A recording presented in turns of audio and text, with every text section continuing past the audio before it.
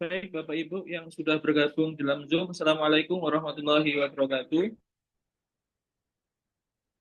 Kita akan mulai tepat waktu pukul 16.00 waktu Indonesia Barat, pukul 17 waktu Indonesia Tengah, dan pukul 15, pukul 16,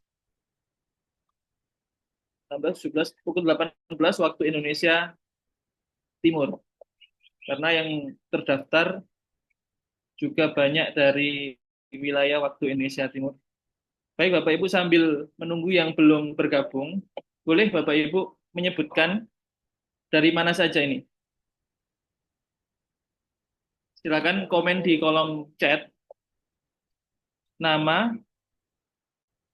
kemudian asalnya, kabupatennya dari mana. Silakan Bapak Ibu.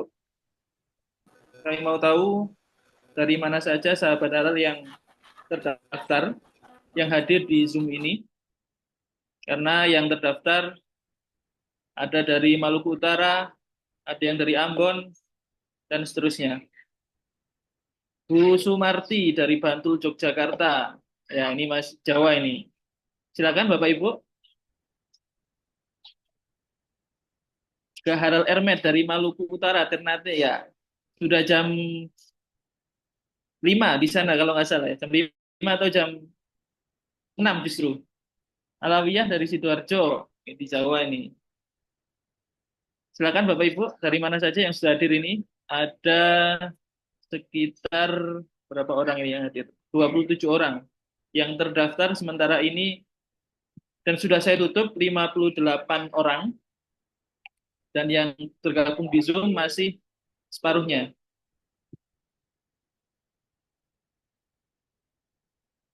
Bu Arina dari Blora, Jawa Tengah. Bu Suryati dari Lamongan. Oh, Ternate jam 6. Luar biasa. Bu Sihatul Mahbubah dari Lamongan. Pak Rohman dari Madura. Rizkah Dwi dari Lamongan. Silakan Bapak Ibu yang sudah hadir di Zoom. Dari mana ini? Untuk kita saling berjejaring nantinya kaitannya dengan pengembangan ekosistem halal.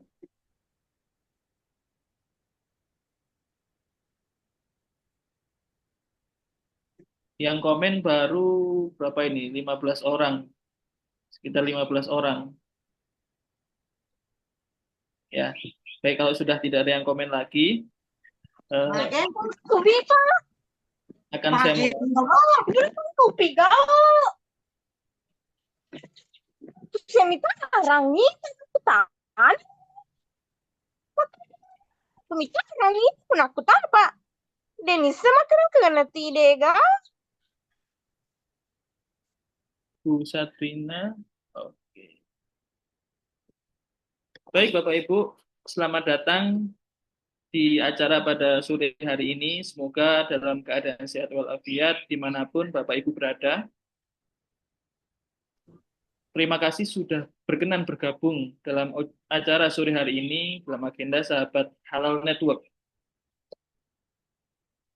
Apa itu Sahabat Halal Network nanti akan dijelaskan di belakang.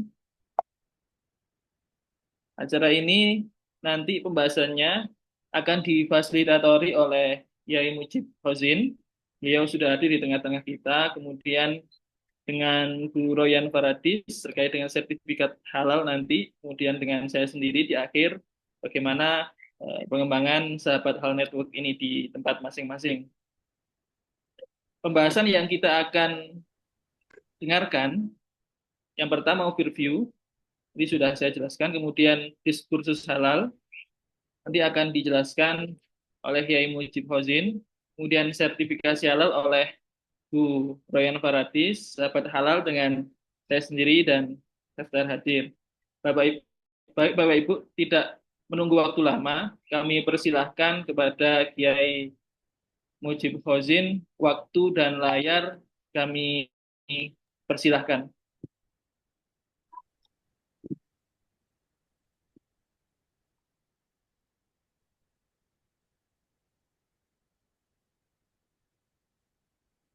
Assalamualaikum warahmatullahi wabarakatuh.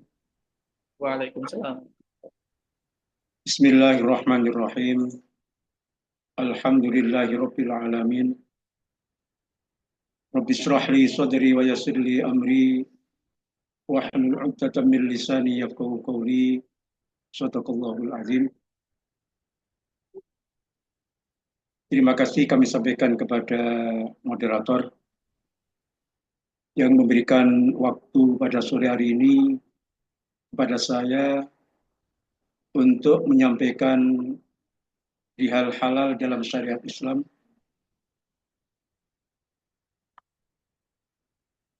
Yang pertama, kita bicara mengapa halal itu penting. Halal itu penting karena ada perintah dari Allah Subhanahu wa taala sebagaimana diterangkan di dalam Quran surat Al-Baqarah ayat 168 dan Quran surat Al-Baqarah ayat 172. Yang kedua, mengapa halal itu penting? Karena setiap seorang muslim wajib mengkonsumsi yang halal. Dengan adanya landasan tersebut, maka perlu adanya jaminan kehalalan suatu produk yang nantinya lebih detailnya akan disampaikan oleh Ibu Royan Paradis. Kepada peserta yang kami hormati, salah satu landasan dasar terkait dengan pentingnya halal diterangkan di dalam Quran surat Al-Baqarah ayat 168. A'udzu billahi minasyaitonir rajim. Bismillahirrahmanirrahim. Ya ayyuhan nasu kulu mimma fil ardi halalan thayyiban wa la tattabi'u khutuwatis syaitan innahu lakum aduwwum mubin. Wahai sekalian manusia, makanlah yang halal lagi baik dari apa yang terdapat di bumi. Dan janganlah kamu mengikuti langkah-langkah setan. Innahu lakum aduwwum mubin. Karena sesungguhnya setan itu adalah musuh yang nyata bagimu. Ditegaskan pula di dalam ayat yang lain, yaitu ayat ke-172, dalam surat yang sama yang berbunyi, Ya ayyuhalladzina amanu kulu min thayyibati ma razaqnakum washkuru lillahi in kuntum iyyahu ta'budun. Wahai orang-orang yang beriman, makanlah dari rezeki yang baik yang telah kami berikan kepadamu dan bersyukurlah kepada Allah jika kamu hanya menyembah kepadanya. Dari dua paparan dasar hukum Al-Quran ditegaskan oleh baginda Rasulullah SAW berkaitan dengan mengapa halal itu penting. Rasulullah SAW mengatakan, Al-halalu ma ahallallah fi kitabihi wal haramu ma harramallah fi kitabihi wa ma sakata anhu wa huwa mimma afa anhu. Kata baginda Rasulullah SAW, halal adalah apa yang telah Allah tetapkan sebagai halal dalam kitabnya Al-Quran. Dan haram adalah apa yang telah Allah tetapkan sebagai haram dalam kitabnya Al-Quran. Dan hal-hal yang tidak disebutkan, maka itu termasuk dalam kategori yang dimaafkan. Atau dalam istilah lain, mubah atau diperbolehkan. Terkait dengan halal, Al-Imam Asy-Syafi'i di dalam maqalahnya beliau mengatakan, dalam kaidahnya beliau mengatakan al-aslu fil asya al-ibahah. Hukum asal segala sesuatu adalah boleh.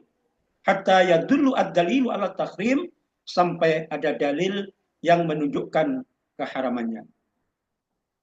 Pada peserta yang kami hormati, selanjutnya kita akan berbicara halal dan haram dalam Islam.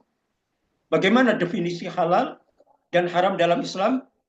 Di sini kami sampaikan bahwa demi sini halal adalah halal berasal dari bahasa Arab yaitu halla yahillu halan, yang artinya adalah lepas atau tidak terikat, atau dapat dipahami sebagai sesuatu yang menyebabkan seseorang tidak dihukum jika menggunakannya.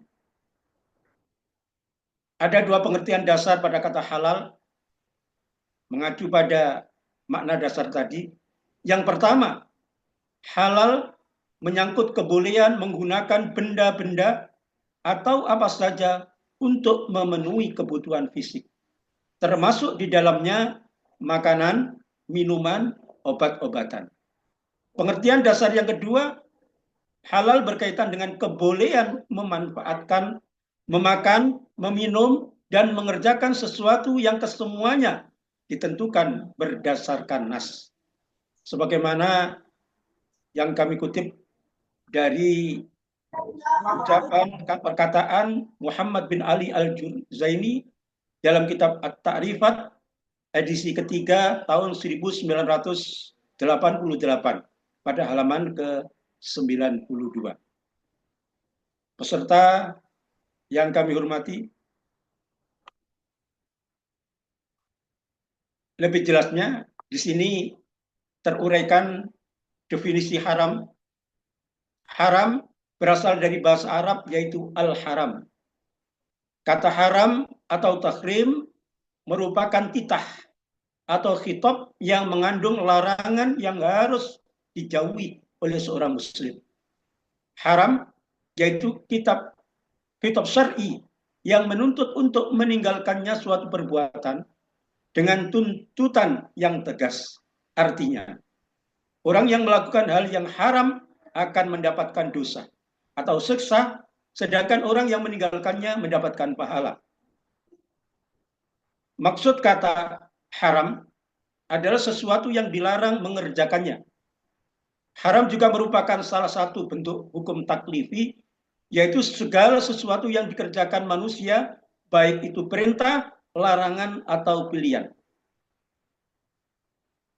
Dalam kesimpulannya, haram merupakan hukum taklifi yang berkaitan dengan sesuatu yang dilarang oleh Allah Subhanahu wa Ta'ala.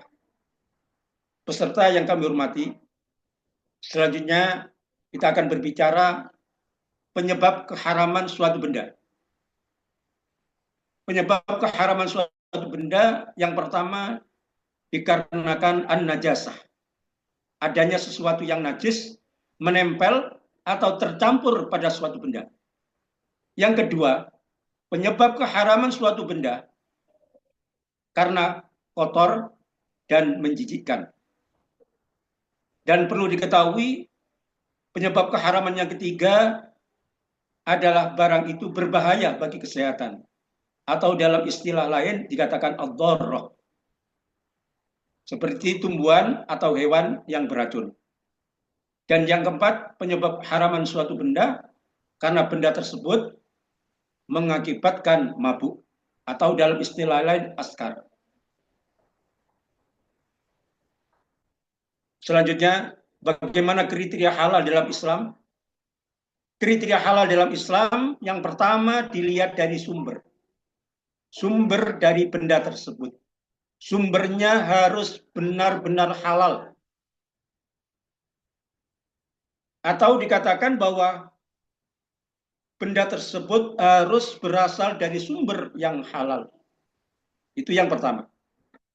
Yang kedua, kriteria halal dalam Islam dilihat dari prosesnya. Proses harus halal. Artinya tidak boleh terkontaminasi bahan haram sedikit pun dalam produksi. Dan yang ketiga, kriteria halal dalam Islam dilihat dari pendistribusian pada konsumsi. Artinya apa? Produk harus diproses dan didistribusikan dengan cara yang baik sesuai syariat agama Islam. Para peserta yang kami hormati, sekarang kita berbicara kalau tadi mengapa halal itu penting, karena terkait dengan dampak konsumsi produk halal dalam kehidupan seharian. Yang pertama, dampak daripada mengkonsumsi produk halal dari sisi spiritual.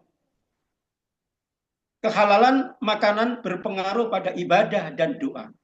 Artinya, ibadah dan doa kita diterima atau ditolak dari Allah Subhanahu wa taala tergantung seberapa besar makanan yang masuk dalam perut kita. Dampak konsumsi produk halal yang kedua dari sisi kesehatan. Makanan yang halal dan baik, thayyib, akan menyehatkan badan kita. Dan yang ketiga tentunya dampak sosial. Ketika kita mengkonsumsi produk halal akan menciptakan keadilan dan keberkahan dalam masyarakat. Dan insya Allah akan terwujud masyarakat baldatun thayyibatun wa rabbul ghafur kalau masyarakatnya sudah maksimal di dalam mengkonsumsi barang-barang yang dihalalkan oleh Allah Subhanahu wa taala. Kepada peserta yang kami hormati, setelah kita semua tahu mengapa halal itu penting, makna dari halal, makna dari haram, landasan hukum menurut syariat Islam, baik Al-Quran, hadis, atau pendapat seorang ulama, termasuk juga kita tahu penyebab keharaman suatu benda dan dampak mengkonsumsi produk halal. Tugas kita sebagai umat Islam dalam menjaga kehalalan produk bagaimana?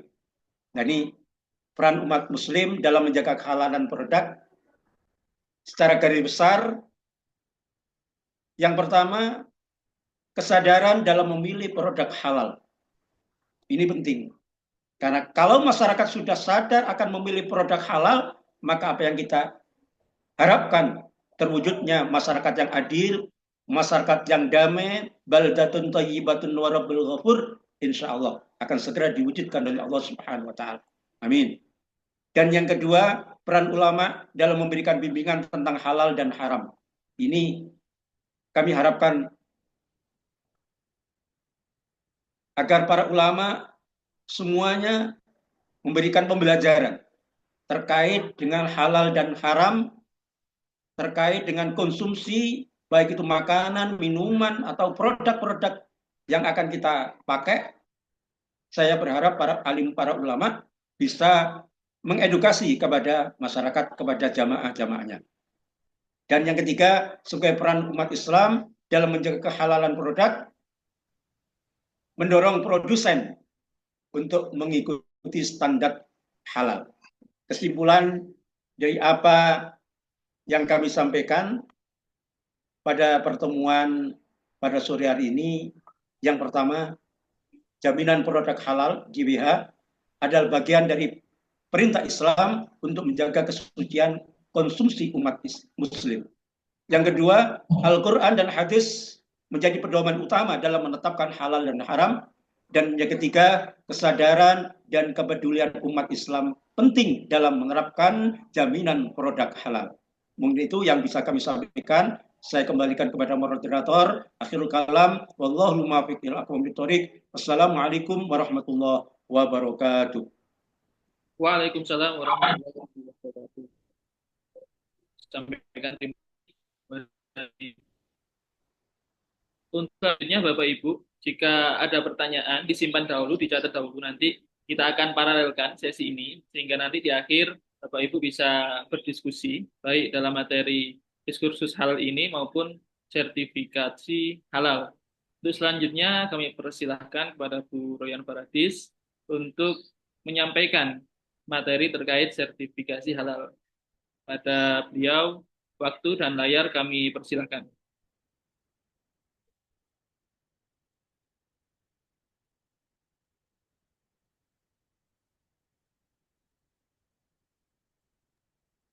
Baik, terima kasih Pak Ardiansyah.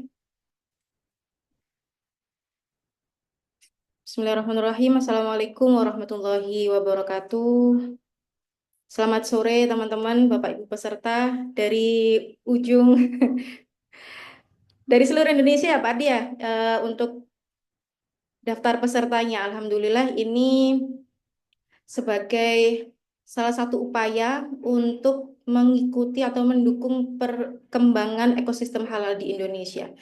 Jadi, sesuai yang disampaikan di awal, pada kesempatan kali ini, saya akan menjelaskan tentang sertifikasi halal, seputar pendahuluan atau informasi tentang apa dan bagaimana sertifikasi halal. Kemudian nanti akan dilanjutkan dengan peluang atau kolaborasi riset tentang pengembangan ekosistem halal tersebut. Baik, saya awali dengan menjelaskan regulasi jaminan produk halal. Jadi sesuai yang dijelaskan pada materi pertama, kita tahu bahwa sebagai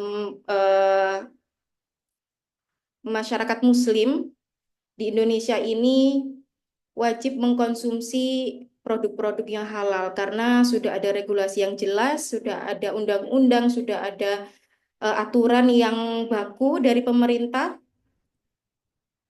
Sesuai yang saya tampilkan, jadi sebagai pendahuluan, dahulu sertifikat halal itu di bawah naungan LPPOM MUI, kalau Bapak Ibu pernah dengar ya.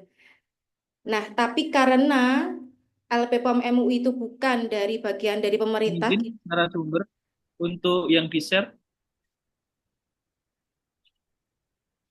ini terlihat nature gambar yang lain ini. kalau di ini sudah muncul regulasi jaminan produk halal. Bentar saya coba share screen ulang.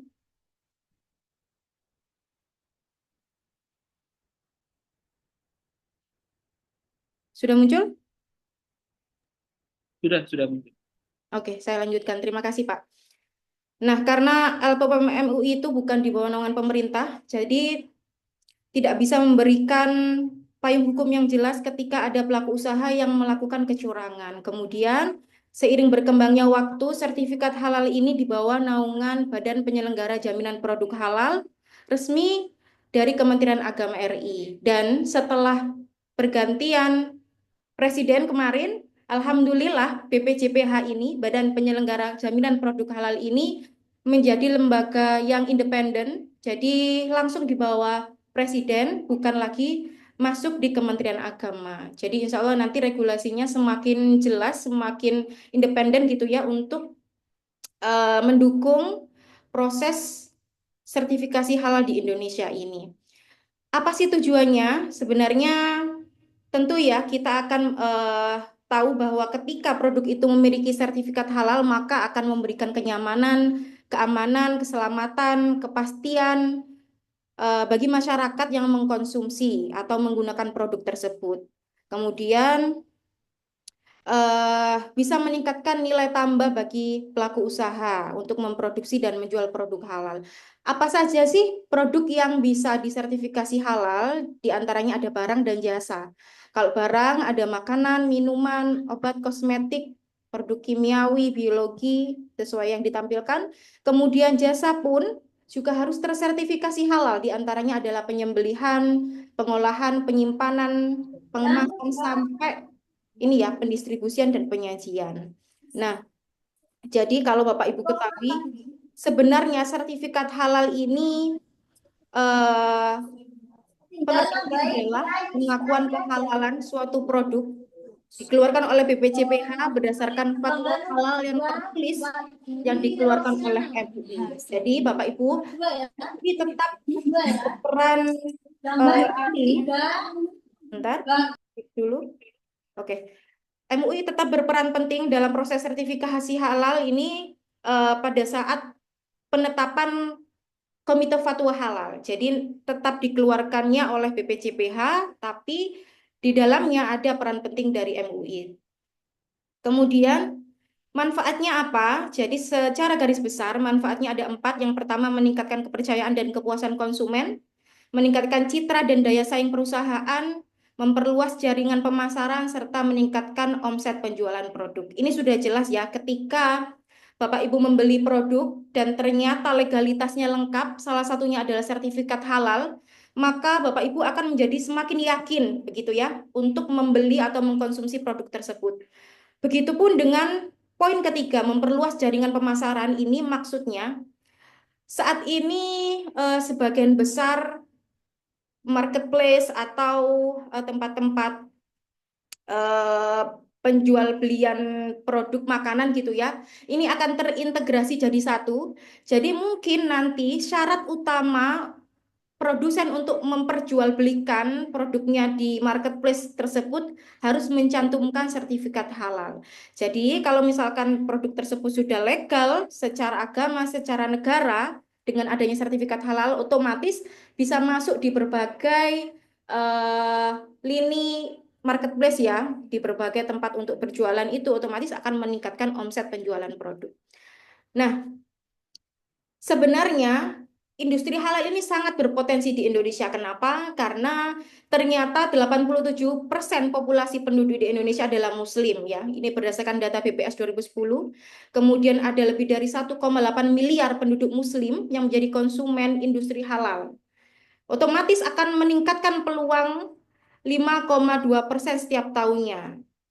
Nah, ternyata sebegitu besar peluang populasi ini, di dalamnya terdapat UMKM yang merupakan pilar terpenting dalam perekonomian Indonesia. Ini menjadi salah satu alasan kenapa sejak tahun 2021, saya kurang lebih berkecimpung di dunia halal ini 4 tahun terakhir ini. Sejak 2021 ini pemerintah memberikan sertifikasi halal gratis ya kepada seluruh UMKM mikro dan kecil. Karena alasannya ini, ternyata UMKM ini merupakan pilar terpenting untuk perekonomian di Indonesia. Ini adalah landasan hukum kewajiban bersertifikat halal. Jadi intinya semua produk yang masuk, beredar dan diperdagangkan di wilayah Indonesia, tak terkecuali wilayah semua kabupaten kota begitu ya, wajib bersertifikat halal. Nah, ini untuk pelaku usaha mikro dan kecil, kewajiban sertifikat halal ini sudah ada di pasal 4 didasarkan atas pernyataan halal pelaku usaha mikro dan kecil. Berikut adalah nomor pasal dan tahunnya. Nah, untuk sertifikat halal ini tidak semerta-merta muncul gitu ya, tiba-tiba pemerintah ngasih aturan bahwa semua makanan dan minuman harus bersertifikat halal pada tahun tersebut. Tidak serta-merta, tetapi ada tahapan-tahapan yang dilalui. Seperti yang saya tunjukkan dari mulai 2019, ini ada produk makanan dan minuman serta jasa yang terkait makanan dan minuman. Jadi ini lebih apa ya, lebih fokus di makanan minuman saja pada awal-awal tahun 2019 sampai 2024. Kemudian di 2021 mulai berkembang lagi, tidak hanya makanan dan minuman, tetapi ada obat, kosmetik, produk kimiawi, rekayasa genetik, barang gunaan, jasa yang terkait dengan jenis produk, tidak hanya makanan dan minuman. Nah, untuk produk obat, produk biologi dan kesehatan ini yang akan dilakukan sertifikasi halal harus memenuhi persyaratan keamanan, kemanfaatan, mutu, sesuai perundang-undangan. Gitu ya. Jadi,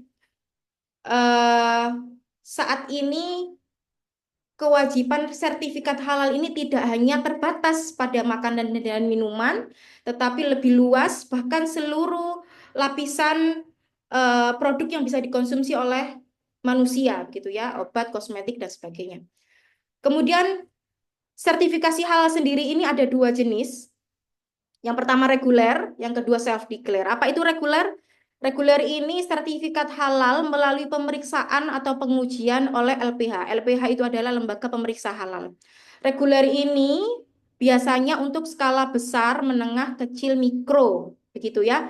Jadi UMKM pun bisa ikut reguler ketika produknya itu omsetnya besar gitu ya, produknya banyak, setahun bisa menghasilkan lebih dari 500 juta omset, maka akan masuk di reguler.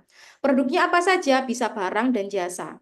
Aktornya untuk reguler ini ada auditor halal, tentu nanti ada pendamping, ada penyelia, tapi yang lebih penting ini ada auditor halal dari LPH ya, Lembaga Pemeriksa Halal. Kemudian penetapan halalnya sama akan ditetapkan oleh Komisi Fatwa MUI dan Komite Fatwa Produk Halal dari BPJPH. Yang kedua ada jenis self-declare. Jadi ini adalah sertifikasi halal yang dilakukan berdasarkan pernyataan pelaku usaha. Jadi pelaku usaha memberikan pernyataan bahwa produk yang dihasilkan seperti ini, bahan yang digunakan ini, prosesnya begini, kemudian diverifikasi dan divalidasi oleh pendamping. Jadi nanti aktor utamanya di self-declare ini adalah pendamping, bukan auditor halal. Skalanya untuk usaha mikro dan kecil ya. Jadi untuk UMKM mikro kecil yang omsetnya di bawah 500 juta per tahun. Karena yang kalau di atas 500 juta akan mengikuti reguler. Produknya bisa barang, makanan, khususnya ya makanan dan minuman. Kemudian penetapan halnya hanya dari Komite Fatwa Produk Halal BPJPH. Bahkan saat ini self-declare ini mulai berkembang Bapak Ibu. Tidak hanya oh ya, perbedaannya yang paling utama, yang paling menonjol ya, reguler itu nanti berbayar, ada biaya yang dikeluarkan oleh pelaku usaha. Yang self declare ini gratis 100%, 0 rupiah. Tapi saat ini berkembang self declare ini, namanya self declare mandiri. Nanti saya jelaskan di akhir, di mana self declare mandiri ini berbayar, tapi tidak semahal reguler karena hanya untuk biaya pendaftaran dan juga proses komite fatwa gitu. Prosedur sertifikasi halal. Jadi kewajiban pelaku usaha di mana pelaku usaha ini adalah aktor utama ya untuk mendaftarkan sertifikasi halal tersebut. Yang pertama, pemilik usaha atau pelaku usaha ini harus memberikan informasi secara benar, jelas dan jujur. Kemudian lokasi tempat alat penyembelihan, pengolahan, penyimpanan, pengemasan, dan sebagainya ini harus terpisah antara produk halal dan tidak halal. Kenapa ada poin ini? Jadi, yang perlu Bapak Ibu ketahui, pelaku usaha non-muslim itu bisa mendaftarkan sertifikat halal. Dengan syarat mempunyai penyelia halal dan juga ini, poin yang terpenting, memisahkan lokasi proses pembuatan, penyimpanan, penyajian antara produk halal dan tidak halal. Kemudian memiliki penyelia halal. Penyelia halal ini adalah seseorang yang bertanggung jawab terhadap proses produksi, bisa dari owner atau kalau misalkan punya karyawan bisa dari karyawannya atau dari eksternal penyelia halal. Nah, pada kasus ini saya juga tersertifikasi sebagai penyelia halal di Indonesia, jadi saya bisa mendampingi pendaftaran sertifikasi halal reguler maupun self-declare karena saya sudah memiliki sertifikat ini penyelia halal. Kemudian yang keempat, melaporkan perubahan komposisi kepada BPJPH. Ini nanti bisa dibantu oleh pendamping ya, karena prosesnya ini melalui aplikasi. Nah, ini secara garis besar Bapak Ibu persiapan, pelaksanaan, dan pemantauan. Tentu ya, yang pertama yang dilakukan ini pasti akan ada persiapan, pelatihan penyelia halal. Penyelia halal ini harus menggunakan sertifikat ketika pengajuannya itu reguler.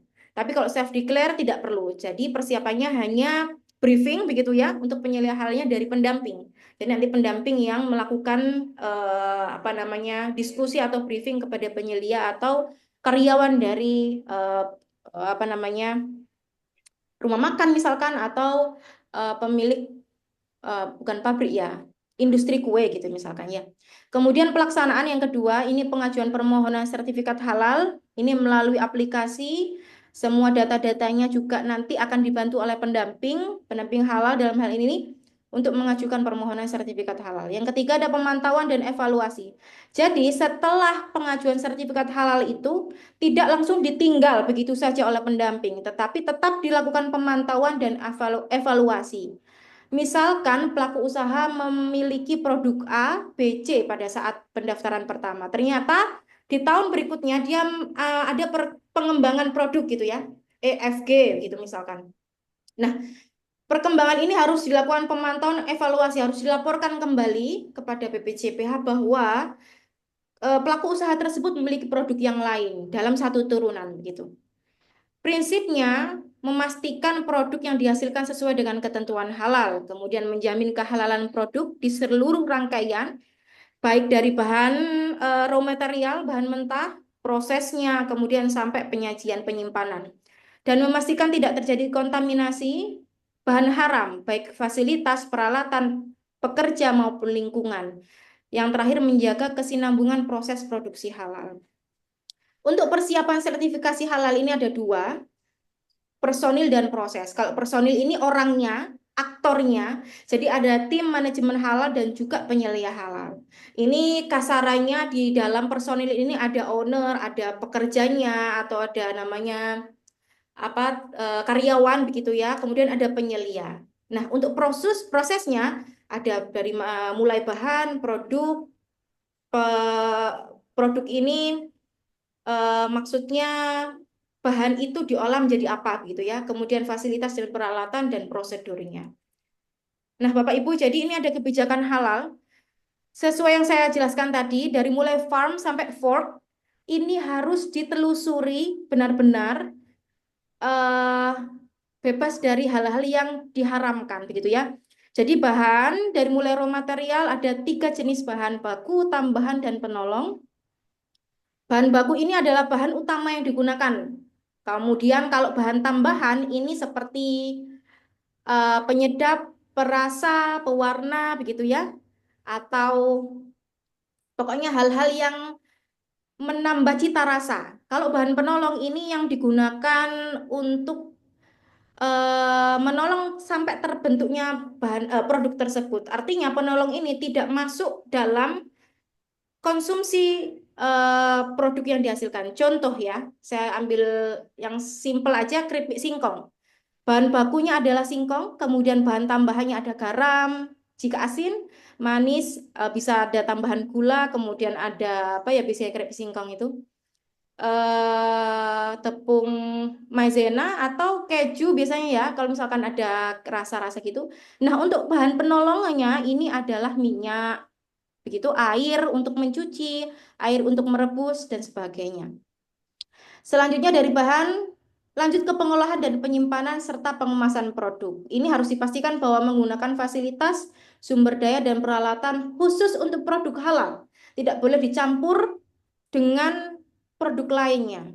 Karena tidak jarang ya salah satu produsen itu memproduksi banyak jenis ya makanan baik halal maupun haram. Biasanya ini harus concern yang utama dari pendamping atau penyelia halal bahwa fasilitasnya harus benar-benar dibedakan. Dijaga kebersihan, hygiene-nya, kemudian bebas dari najis dan bahan yang tidak halal. Sampai pendistribusian, penjualan, dan penyajian pun ini ada SOP-nya. Harus ada kebijakan halal yang dipatuhi. Karena setiap aktivitas kritis yang mempengaruhi kehalalan ini harus dilakukan dengan SOP ya. Kemudian sistem jaminan produk halal, ini saya jelaskan secara singkat.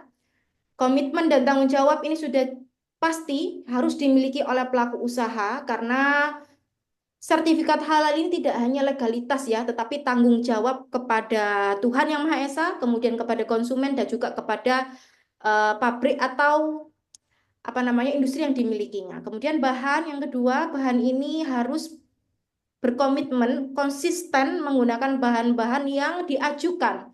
Jadi misalkan produk nasi goreng diajukannya pakai bahan minyak yang tersertifikasi halal, berarti kan aman ya. Itu harus konsisten sampai akhir ia berjualan begitu menggunakan bahan tersebut.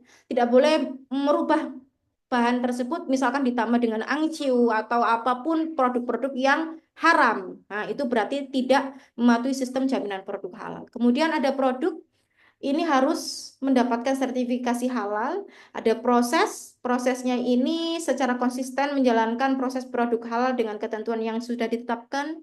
Yang terakhir ada pemantauan dan evaluasi. Sudah saya jelaskan di awal bahwa ketika pelaku usaha sudah mendapatkan sertifikat halal, maka ia harus berkomitmen penuh untuk memenuhi persyaratan pemantauan dan evaluasi.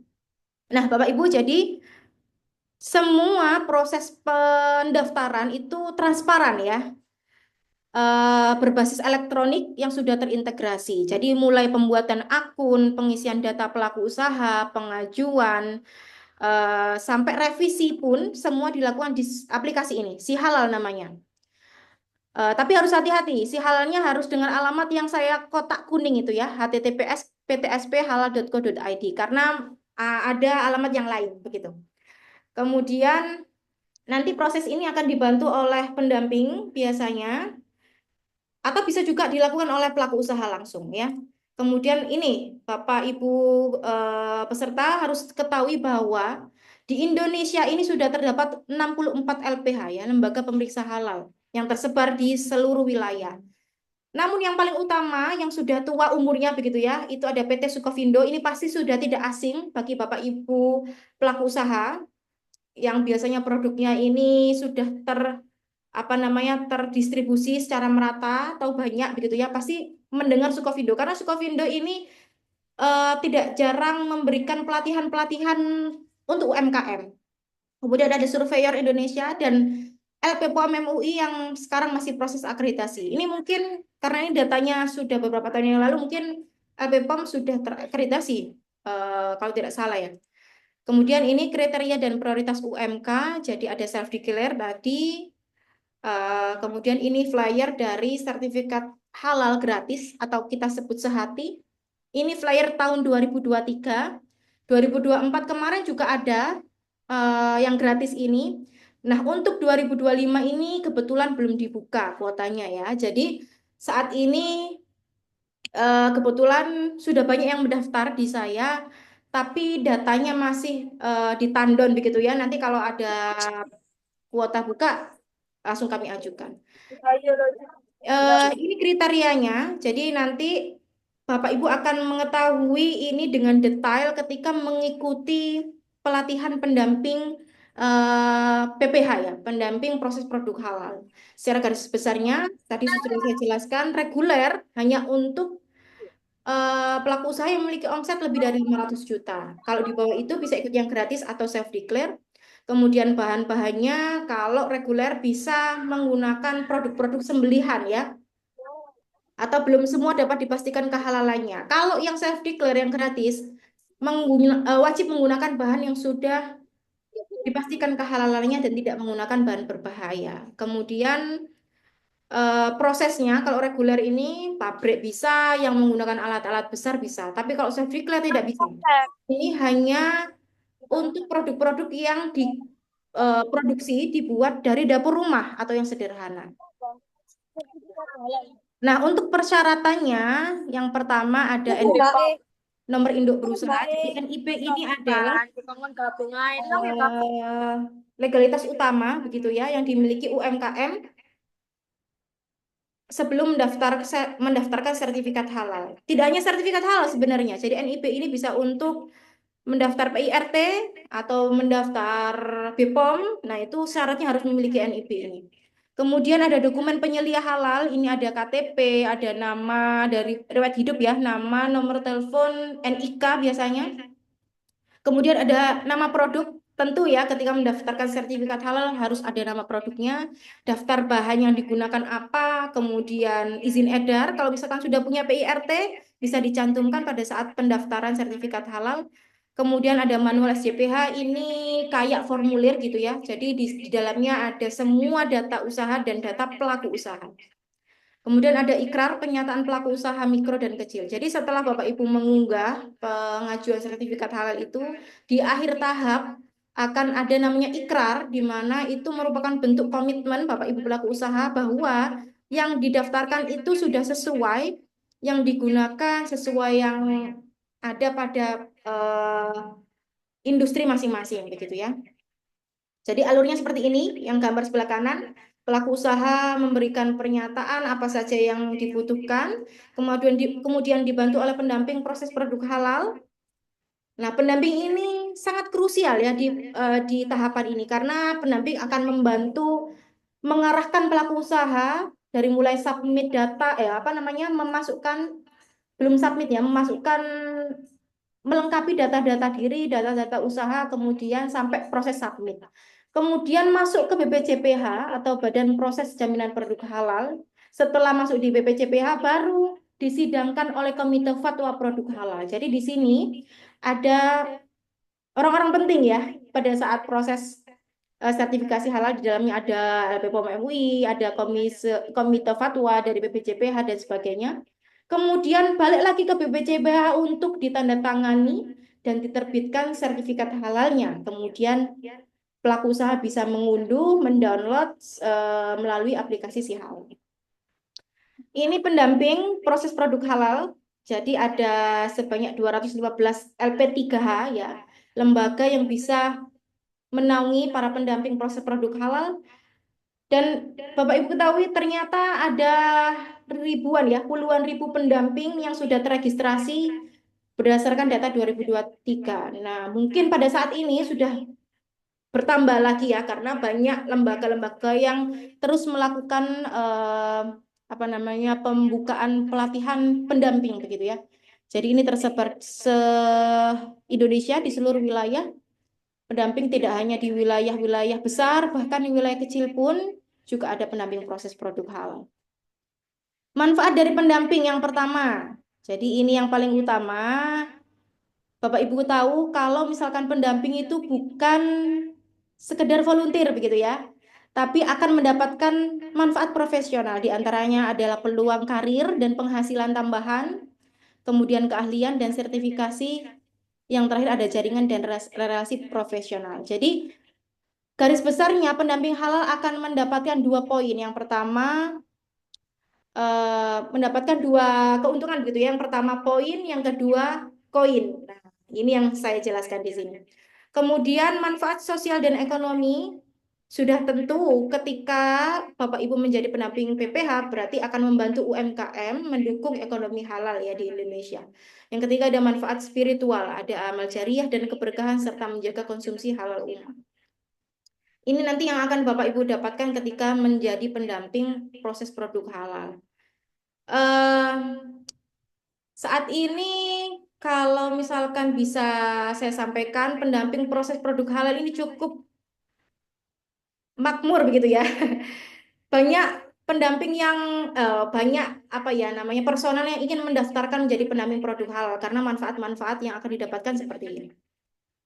Ini adalah contoh sertifikat halal yang akan didapatkan oleh pelaku usaha Bapak Ibu. Jadi bentuknya seperti ini. Nanti ini yang akan ditempel atau dipublikasikan oleh para pelaku usaha. Ada jenis produknya apa, nama produknya apa, nama pelaku usahanya siapa, kemudian alamatnya di mana. Nah, ini diterbitkan oleh BPJPH yang tadi sudah saya jelaskan berdasarkan fatwa halal tertulis.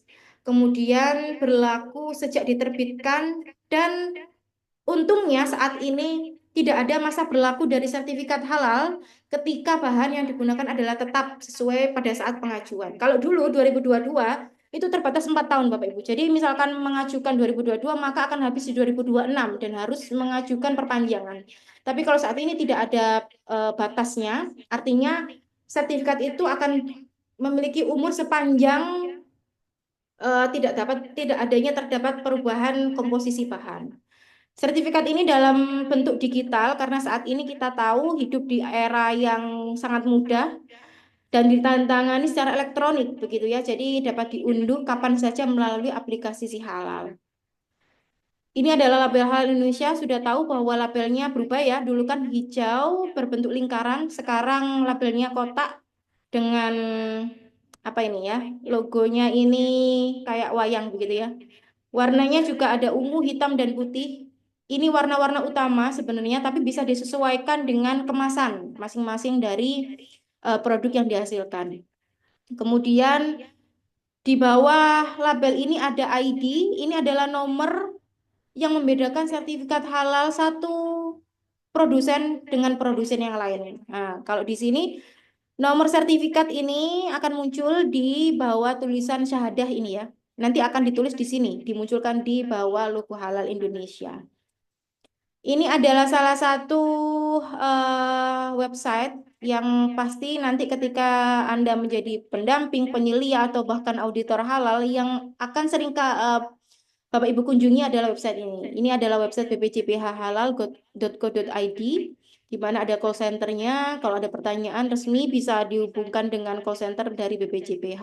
Di sini ada daftar sertifikat halal, daftar LP3H, data LPH, kemudian ada auditor, penyelia, bahkan lembaga-lembaga pelatihan. Nah, ini adalah informasi sedikit bahwa saat ini ada pembukaan begitu ya, pelatihan pendamping proses produk halal. Ini sebagian kecil ya Bapak Ibu yang akan dibuka terdekat. Jadi ada dari Universitas Indonesia Halal Center. Ini pelatihannya dilakukan secara online. Lokasi kantornya ada di Jakarta, bukan, ada di Depok, di kampus UI Depok. Pelatihannya dilakukan online pada tanggal 20 sampai 23 Februari. Untuk persyaratannya bisa dilihat, nanti bisa dikunjungi masing-masing Instagram mungkin ya. Instagram Halal Center UI. Kemudian yang kedua ada UIN Malang yang di Jawa Timur, bisa mengikuti ini. Pelatihannya tanggal 21 sampai 22 Februari. Yang ketiga ada dari Halal Center IAIN Palopo. Ini di luar Jawa. Palopo ini Makassar kalau tidak salah ya. Nah, ini pelatihannya juga dilakukan atau ini sudah berlangsung malah 17 sampai 21 Februari. Semuanya pelatihan ini dilakukan secara online ya. Jadi Bapak Ibu bisa mencari misalkan lokasi pelatihan. Kalau misalkan tidak bisa mengikuti di bulan Februari, ada Maret, April, Mei begitu ya. Nanti bisa mengunjungi halaman sosial media masing-masing. Nah, ini contoh ya, sebagai contoh saja. Kalau misalkan tadi sudah saya jelaskan, sekarang self declare ini ada yang mandiri atau yang berbayar. Biayanya ini 230.000 per pengajuan. Jadi kalau dulu gratis, ya Bapak Ibu, satu NIK bisa mengajukan 3 kategori produk. Misalkan saya, NIK saya bisa mengajukan keripik, kemudian kue basah, dan juga minuman. Karena maksimal 3 kategori per NIK. Nah, untuk saat ini juga sama, masih bisa mengajukan 3 kategori, tetapi ada yang namanya jalur mandiri. Karena kuota yang gratis belum dibuka, jadi ini mungkin bisa menjadi salah satu opsi ya, agar bisa mendapatkan sertifikat halal secara cepat. Karena ini prosesnya lebih cepat, tidak menunggu kuota yang gratis gitu ya. Kemudian ini contoh-contoh produk yang bisa disertifikat halal. Semua produk ini alhamdulillah di bawah bimbingan dari pendampingan saya begitu ya. Ada sambal dari Surabaya itu sambal ulek Mbak Al, kemudian ada sambal pecel Cahyani kalau tidak salah dari Kediri. Kemudian ada ketan sambal, ada kue Bunda Nani itu sambal pecel dari Surabaya. Ini ada jagung bakar, macam-macam ya. Senang kalau lihat produk-produk ini ya. Ada donat, ada kopi, ini. Kemudian ada minuman Sinom, ini Mister Lipang. Ini yang go internasional, Mister Lipang ini sudah sampai di luar negeri. Kemudian ada Krepsus, ada minuman jelly, dan juga ini ada minuman tradisional kayak semi-semi jamu begitu ya. Ini dokumentasi pendampingan yang sudah saya lakukan dalam 4 tahun ini. Jadi alhamdulillah sudah bisa menerbitkan hampir ribuan sertifikat untuk pelaku usaha UMKM mikro dan kecil. Oke, baik. Terima kasih Pak Ardiansyah. Mungkin sekian ya materi saya kali ini. Nanti bisa dilanjutkan di sesi diskusi. Baik, terima kasih Bu Wafa atas materinya. Tentu banyak informasi-informasi penting yang bisa kita ambil dan banyak juga yang mungkin belum kita pahami Bapak Ibu ya. Tapi sabar sebentar, saya ingin share sedikit bahwa Sahabat Halal Network ini adalah ruang kolaborasi Bapak Ibu. Jadi tadi sudah dijelaskan panjang lebar mulai dari awal terkait dengan halal sendiri maupun sertifikasi lah. Untuk Sahabat Halal Network ini adalah bagaimana kita berkolaborasi dimanapun kita berada, di setiap provinsi, setiap kabupaten, kita berkomunikasi, saling membantu. Karena kita tahu kebijakan halal ini tergolong baru, tapi juga lumayan lama, sudah sekitar beberapa tahun yang lalu, sehingga kami sudah mengalami beberapa perubahan kebijakan sampai sekarang ini yang semakin ketat, tapi jangan patah arang Bapak Ibu yang berminat menjadi pendamping halal. Tadi sudah di-share informasinya oleh Bu Fafa.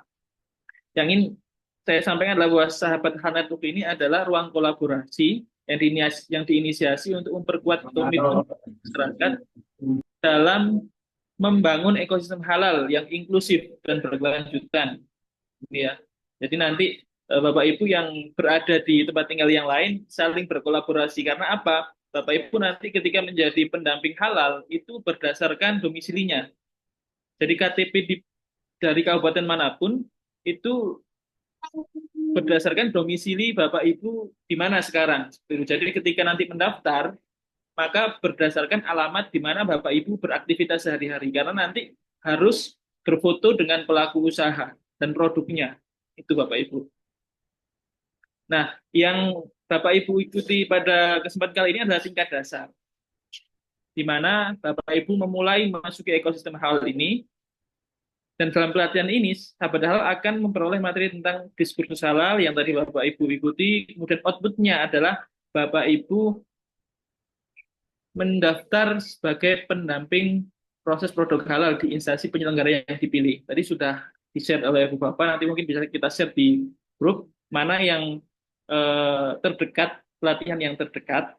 Jadi sahabat hal ini adalah bukan institusi penyelenggara pelatihan, tapi kita berkolaborasi, berkomunikasi untuk menjadi pendamping halal yang profesional tentunya.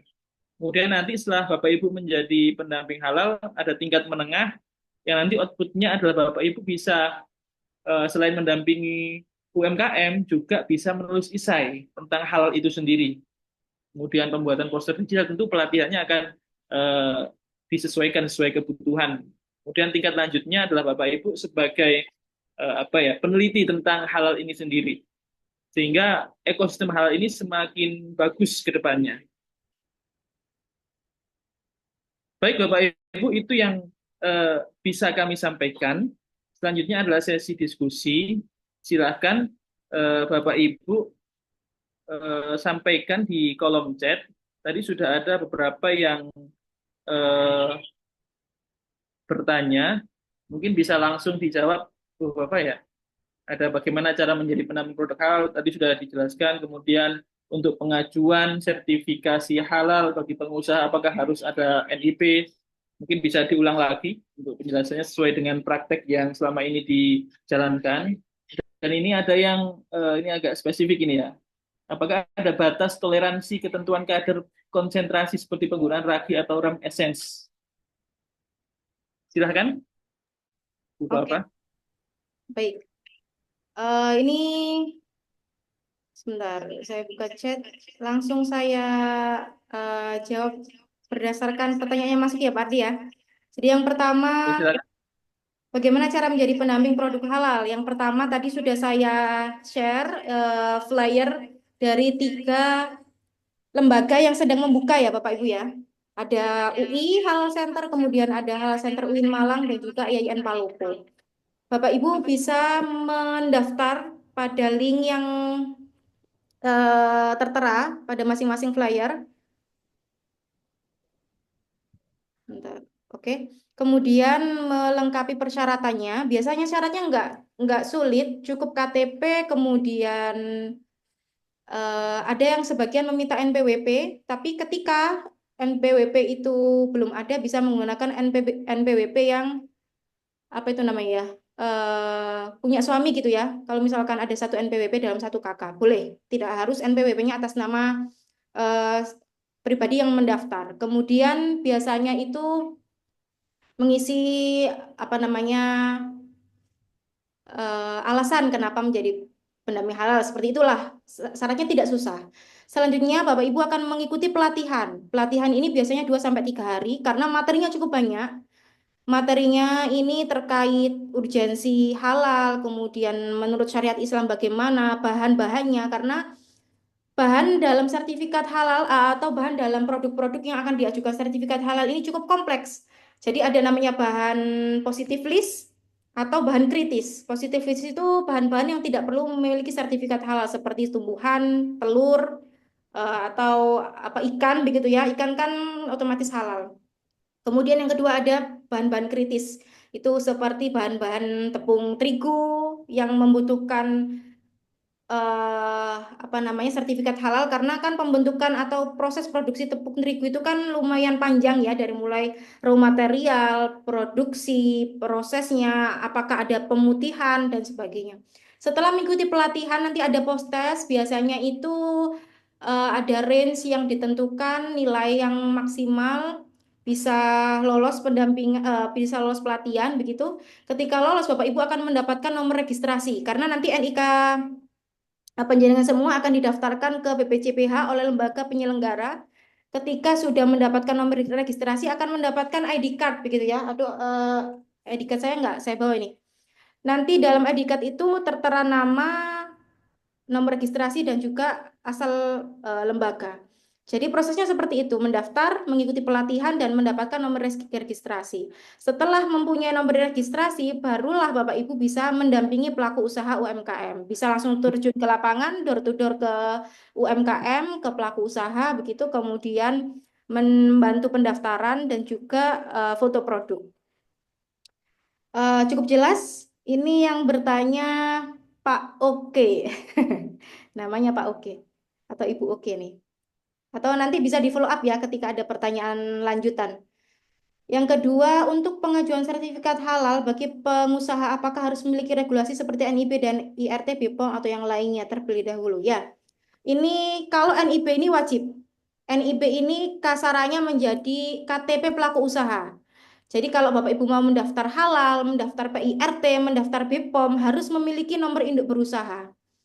Kalau PIRT dan BPOM tidak wajib, Pak, karena tidak Ibu ya, ini mohon maaf Bu Sumarti. Jadi kalau PIRT dan BPOM itu tidak wajib dimiliki di awal, tapi kalau NIB tetap harus dimiliki di awal. Pembuatan NIB itu mudah, Bu, 5 menit pun jadi. Karena itu bisa kita proses dari website masing-masing. Maksudnya dari rumah masing-masing bisa mendaftar NIB, tidak harus mengunjungi ke kantor-kantor tertentu. Biasanya ini dibantu pendamping halal juga bisa biasanya ya untuk pembuatan NIB ini. Bagaimana Ibu Sumarti? Apakah ada follow up pertanyaan atau konfirmasi dari jawaban yang saya sebutkan tadi? Atau nanti bisa dilanjutkan di pertanyaan di kolom chat begitu ya. Kemudian ada dari Pak Salman, apakah ada batas toleransi ketentuan kadar atau konsentrasi seperti penggunaan ragi atau essence?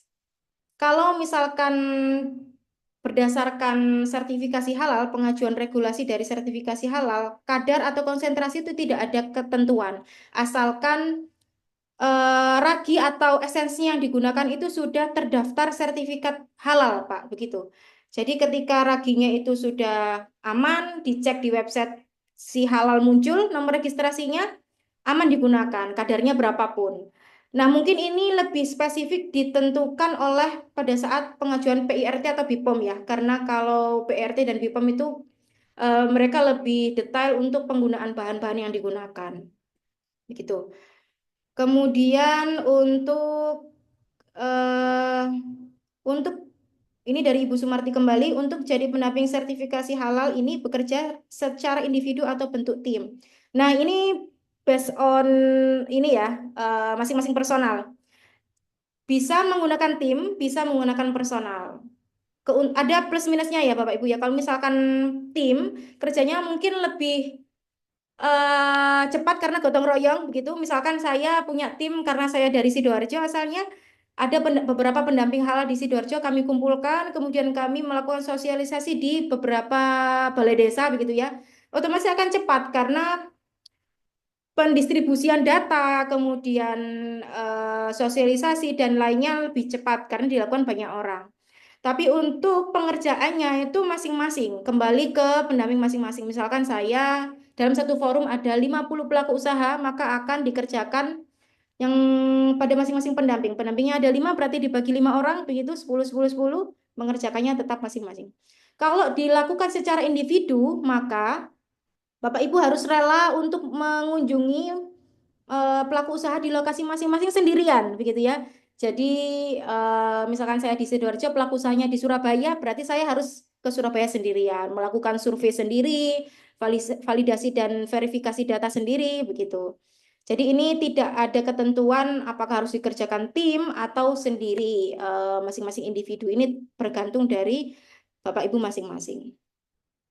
Kemudian ada lagi pertanyaannya, PPH pasif apakah bisa mendaftar lagi? Nah, ini perlu ditanyakan kepada lembaga penyelenggara. Apakah nomor registrasinya sudah dicopot? Karena kalau misalkan dia pasif selama 2 tahun tidak melakukan pendampingan, akan dibekukan begitu ya nomor registrasinya. Ini bisa ditanyakan, Pak. Ketika nomor registrasinya belum, berarti jenengan bisa melakukan pendampingan lagi, melanjutkannya. Tidak harus mendaftar pendamping baru, gitu ya, agar tidak ada apa namanya overlapping pendataan dari BPJPH begitu.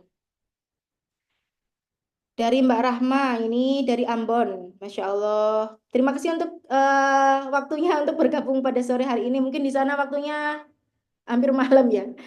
Kakak izin bertanya mengenai pengajuan melalui self-declare untuk UMKM atau melalui pernyataan dari pemilik usaha.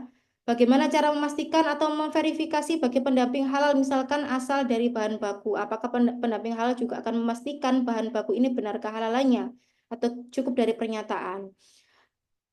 Pada soal atau kasus seperti ini, pendamping halal ini harus mengikuti pada saat awal proses pembuatan produk, tapi tidak harus datang ke sana. Jadi misalkan begini, pelaku usaha memberikan pernyataan bahan-bahan yang digunakan ada 10 bahan gitu ya. Ada gula, garam, minyak, tepung, air, kemudian ada pewarna, perasa, dan sebagainya. Itu tetap kita tanya mereknya apa, karena kita harus mencari misalkan pewarna, warna merah dari Raja Wali, RND, atau sebagainya. Kenapa kita harus tahu merek yang digunakan? Karena nanti pendamping fungsinya ini akan mencari nomor sertifikat halal yang sudah terdaftar di BPJPH. Nah, ketika sudah muncul, berarti kan sudah aman ya nomor sertifikatnya, berarti bahan yang digunakan sudah aman. Itu diselesaikan dulu di halaman pengajuan. Nanti ketika verifikasi dan validasi, artinya kan ada survei, berkunjung ke lokasi produksi. Itu harus dilihat bahan-bahannya apakah sesuai dengan yang disebutkan atau yang dinyatakan oleh pelaku usaha. Jadi pendamping ya harus mengetahui baik dari pernyataan maupun bahan baku yang digunakan secara real begitu ya. Karena nanti pendamping harus melakukan survei ke lokasi, Bu. Harus melakukan verval kalau kita sebutnya ya, verifikasi dan validasi ke lokasi usaha. Nah, ini ada pertanyaan dari Mas Ilham. Izin bertanya untuk mengetahui program perekrutan pendamping di daerah bisa didapat di instansi atau lembaga apa?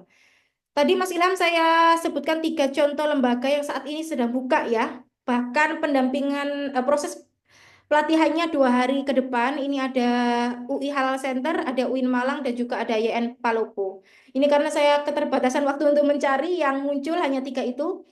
Sebenarnya ada ratusan lembaga di Indonesia ini. Misalkan eh, atau bisa saya sebutkan tiap instansi atau universitas lembaga pendidikan tinggi itu mempunyai LP3H, Lembaga Pemeriksa Proses Produk Halal. Jadi misalkan di Jawa Timur ada UNER, UNESA, ITS ya, kemudian ada UIN Malang, ada UM Brawijaya, semuanya memiliki lembaga LP3H. Jadi eh, tinggal dilihat aja di sosmed masing-masing apakah membuka pelatihan pendamping proses produk halal begitu. Jadi nanti bisa kepo di masing-masing instansi begitu ya. Kalau misalkan di selain universitas ada LP POM MUI, ada namanya banyak ya sekarang ya, ada ratusan lembaga LP3H yang menyediakan pelatihan. Bisa kepo aja di sosial media atau di Google gitu. Oke, sebentar saya izin untuk men-share share screen untuk 3 lembaganya ya, sebentar.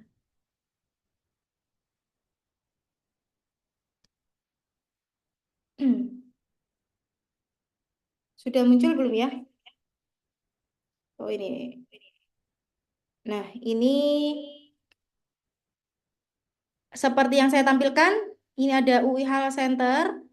Jadi ini persyaratannya mengisi link pendaftaran, beragama Islam, begitu ya. Kemudian ada pendidikan terakhir minimal SMA atau sederajat. Ini benefitnya nanti dapat sertifikat, ID card, dan sebagainya. Kalau yang kedua ini dari UIN Malang, ini syaratnya ya tidak jauh berbeda dari yang UI, WNI, beragama Islam, pendidikan minimal SMA. Kemudian ini yang YN Palopo, ini tapi sudah terlaksana ini. Pelatihannya kemarin ya, dimulainya tanggal 17. Nah, ini akan nanti saya share di grup ya Bapak Ibu ya. Jadi bisa diulik lagi apa saja yang dibutuhkan begitu. Nanti saya share flyernya. Kemudian ada pertanyaan terakhir sebentar. Eh, dalam proses sertifikasi halal, apakah harus mendapatkan penetapan kehalalan produk dari MUI dan Komite Fatwa? Nah, untuk kehalalan produk ini didapatkan dari Komite Fatwa, tapi ini akan dapat pada saat proses pengajuan. Jadi pada saat pendaftaran tidak perlu untuk mendapatkan penetapan ini, kehalalan produk ini. Karena nanti penetapan kehalalan produk ini akan diberikan kepada pelaku usaha setelah dilakukan sidang fatwa. Jadi di tengah-tengah proses pengajuan sertifikat halal nanti kan ada sidang fatwa ya. Nah, disitulah nanti lokasi atau tempat dari penetapan kehalalan produknya. Gitu Mas Hilal Hamdi. Baik Bapak Ibu, ada lagi yang perlu di follow up pertanyaannya mungkin kurang jelas atau butuh dari penjabaran lebih lanjut? Bisa, masih ada waktu ya Pak Ardi ya. Ini kurang berapa menit ini? Masih ada tambah 5 menit. Oke, monggo silakan kalau ada pertanyaan. Sebenarnya jadi pendamping halal ini cukup ini ya, memberikan banyak manfaat. Saya sendiri yang bukan background dari pengamat atau apa ya namanya, seseorang yang benar-benar menyelam di UMKM, akhirnya mengetahui banyak cerita-cerita dari pengalaman pelaku usaha, bagaimana susah payahnya beliau mendirikan usaha tersebut sampai akhirnya berhasil, sampai beliau membutuhkan legalitas ini untuk usahanya. Karena legalitas ini sangat penting yang dirasakan pelaku usaha, ratusan pelaku usaha yang sudah saya dampingi ya. Beliau memberikan pernyataan atau cerita kepada saya bahwa sertifikat halal ini sangat membantu untuk mempromosikan usahanya bahkan di kancah internasional begitu. Jadi kalau misalkan Bapak Ibu menjadi bagian dari eh, membantu beberapa UMKM di Indonesia ini untuk meningkatkan nilai jual dari produknya itu sangat luar biasa. Mereka akan sangat terbantu dan sangat senang dengan adanya pendamping proses produk halal ini.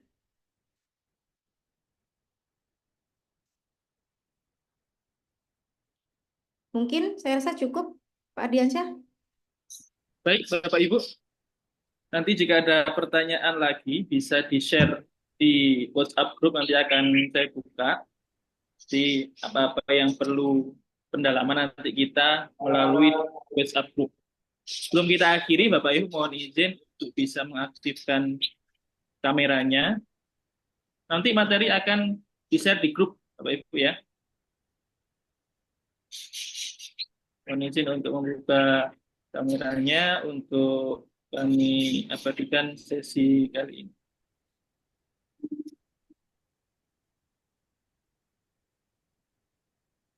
Bahkan Bapak Ibu yang memungkinkan untuk membuka kameranya bisa dibuka untuk kami abadikan momen kali ini. Salam silaturahim Bapak Ibu, dan harapan kami Bapak Ibu bisa mengikuti dan menjadi pendamping halal di institusi penyelenggara terdekat. Terdekat tadi ada UI, ada UIN Malang, dan itu tidak terbatas Bapak Ibu di mana, lembaganya di mana, nggak terbatas itu, tapi yang menjadi keterbatasan adalah ketika Bapak Ibu mendampingi UMKM itu berdasarkan domisili Bapak Ibu. Karena ada salah satu persyaratan dari Kemenak itu foto dengan pemilik usaha dan produknya. Seperti itu. Mungkin cukup sekian, mohon izin saya foto. 1, 2. 3. Oke, ada yang masuk, silakan Bapak Ibu yang berkenan untuk. Ya, terima kasih. Cukup sekian. Kami akhiri. Allahumma fiqil Assalamualaikum warahmatullahi wabarakatuh.